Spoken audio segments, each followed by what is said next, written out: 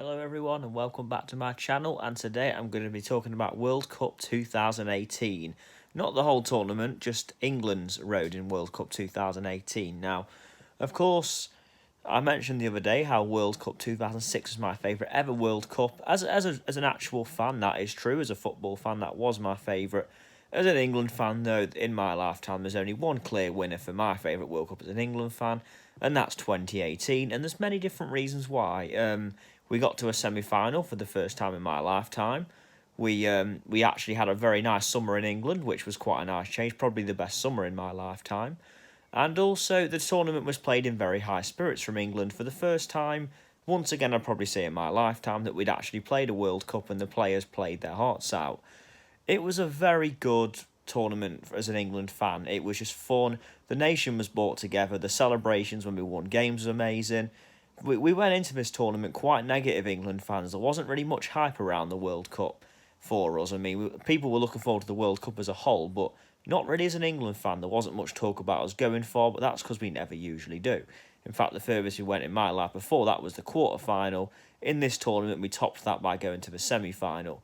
And of course, when I look back on the World Cup now as an England fan, our run was good, but we did play teams we were expected to beat. So I think when you look at it like that, you can say the team maybe weren't necessarily heroes in the tournament by any means, but it was still good. And look, England have had, great teams in the past, well, especially the Golden Generation, and have underachieved at tournaments, but this team did really well in this tournament, despite playing teams who were very beatable.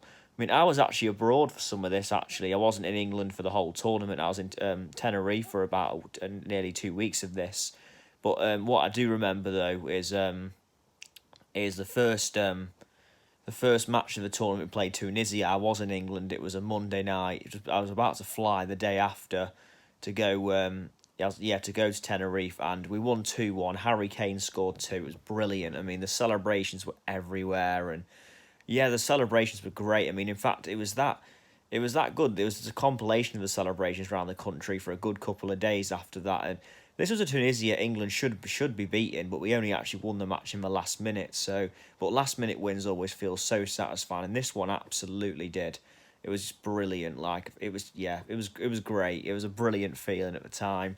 And then the next game when I was in Tenerife, we faced Panama. Now, I didn't really know how bad Panama were going to be heading into this tournament, but yeah, they were pretty bad, especially in this match. England beat them 6-1. Now, England rarely win games by that scoreline, even in qualifying. But yeah, a 6-1 convincing victory absolutely destroyed Panama. We were 6-0 up and Panama pulled a consolation goal back. A goal which they went quite crazy for, which kind of says a lot about Panama's standards really in this tournament. So this was a game England should have absolutely been winning, no doubt about that. But if you were to say 6-1, you'd still have gone, no, that's not going to happen. So it was still an achievement in itself for England to win the match by that scoreline. England's biggest World Cup win ever, in fact, that was. So that was something. But yeah, Harry Kane scored a hat-trick. John Stones got 2, which is rare for a centre-back. And Jesse Lingard also scored a very good goal. This is when Lingard was a half-decent player. But yeah, well, kind of. But yeah, this was... overall, though, yeah, this was a great day. And it was a sunny Sunday afternoon, especially where I was in Tenerife. But even in England, it was a warm Sunday afternoon. So it was a great feeling. And, that qualified us to the last 16. Now, in the last match in the group, it was quite bizarre, actually. We faced off against Belgium, and this match was bizarre because whoever won this match, it seemed to be that would actually have a tougher route to the final than whoever lost it. So if the match was a draw, England would have actually topped the group, and it's like both teams were playing to lose the match. I think that's what it felt like to me, is that both teams were playing this to lose it. It was, yeah, a bizarre, bizarre match, really. Belgium did win the game 1-0 thanks to a great goal from Adnan Januzaj, but when the goal went in, even Roberto Martinez, who's the Belgian manager, looked quite confused, like he didn't want it to happen. That's how bizarre this game really was. But yeah, Belgium won the match and England went through second and therefore had an easier route, which involved less travelling and easier run of games to the final. Now, England did... I apologise. England did... get to the last 16, of course, as I said, finishing second, and our last 16 opponents were Colombia, in fact. And England hadn't won a knockout game since 2006 in the World Cup. and that was against Ecuador, also South American opposition. So this was always going to be interesting. And yeah, England did win the match on penalties. Now that sounds rare to say. In my lifetime, England had never won a match on penalties. Since I've been watching football anyway, England had never won a World Cup penalty shootout ever. They'd had three before that and lost all three of them. So yeah, this was a quite it was quite a feeling to see England win a penalty shootout, because we always lose on penalties. We've got a terrible record since I've been born. Every time I've watched us, we've lost. But yes, England drew the match 1-1. Harry Kane scored a penalty. And then, Colombia equalised in the very last minute, heartbreakingly, after Jordan Pickford just made an amazing save. It was Yerry Mina who headed in the equaliser. He wasn't at Everton at this point, but he joined the season. He joined the following season. Yeah, that was very disappointing. I mean, to go to extra time and penalties, but England won the shootout, and Eric Dyer who scored the winning penalty. What a feeling it was at the time. Just to see us win a shootout was amazing, and that really added as well to the tournament, to England's experience in the tournament, that we actually won a penalty shootout. And then, yeah, we've got to the quarter-final where we played Sweden. I remember this game very well because it was a warm Saturday afternoon. I watched it with a few friends in my local pub, and it was just brilliant. Like, we won the game 2-0. It was a convincing win, really, in the quarter-final. And don't get me wrong, again, we're probably expected to beat Sweden. They are a team who we are a bit better. They had no Zlatan Ibrahimovic at this point. They were quite a weak Sweden team, and we did win, and it was quite convincing. Goals from Harry Maguire and Dele Alli, with 2-0 win. And yeah, it's quite simple. Jordan Pickford had an excellent game in goal as well, but it was just a great time. England fans were going crazy, songs were going on everywhere. It was just brilliant, like the atmosphere. I've never seen such a good atmosphere for a World Cup occasion. It was that good. But yeah, superb stuff. And then we went on to face in the semi final. It was Croatia. Now this is unfortunately where it came to a heartbreaking end for England. Yeah, we're looking at this video, you'd probably think England won this tournament. That didn't happen. In fact, we lost to Croatia by 2-1 after extra time. And yeah, Kieran Trippier gave England the lead in the 4th minute. And there's been a joke ever since that England fans' life peaked at that point. Kieran Trippier scored a fantastic free kick.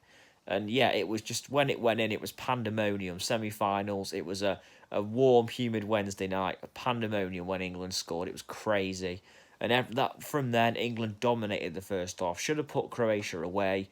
And yet, there were so many chances we missed. And in the end, we paid the price. In the second half, Croatia, despite going to 2 penalty shootouts previously before facing England, looked the fresher of the two sides. And then it was Perisic who equalised, which was coming at the time, and then it was Mario Mandzukic who broke our hearts in the second half of extra time, the 109th minute to be exact. And yeah, that sent us home, but that was a crushing blow for England. But after the match at the time, it was heartbreaking. You didn't want to say anything or speak to anyone. It was very heartbreaking, but England fans kind of felt proud after that, and that's the first time you can say that about England in a tournament for a long time. Again, when I mention the teams we've beaten, you can probably say, you can probably say England should have got to the semi-final, which is true. We had a pretty nice run, pretty generous run. But in the end, it's still disappointing. It's still a great experience to watch such a great tournament, and I think we're going to do well to have a tournament better than that. And England did also face Belgium in the 3rd place playoff. We lost the match 2-0. It was pretty much a dull fest again. The second dull fest with Belgium. So England actually lost 3 matches in the tournament, believe it or not. 2 to Belgium in the group stage in the 3rd place playoff, and to Croatia in the semi-finals. So when you look at it like that, I guess it's maybe not as good. But yeah, I mean, England, I think the lower expectations really helped this tournament. And the fact no one thought England would do well, and so we got to a semi-final for the first time since 1990 in the World Cup, that is. It really felt good. So yeah, I mean, the weather in England helped because it was sunny the whole way through the tournament, which was amazing.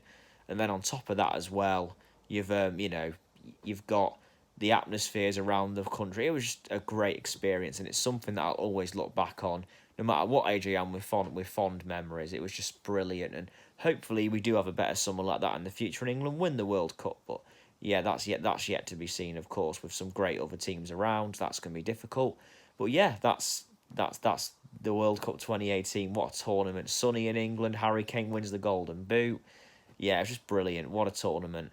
And yeah, that's my video. Thank you for watching, and I'll be back soon with more content, with more sporting content. But yeah, I also want to talk about. I watched the show AEW, Double or Nothing, earlier today, wrestling show. Great show. Great show. Well done to AEW. Really entertaining start to my morning. I watched it this morning, even though it was on last night.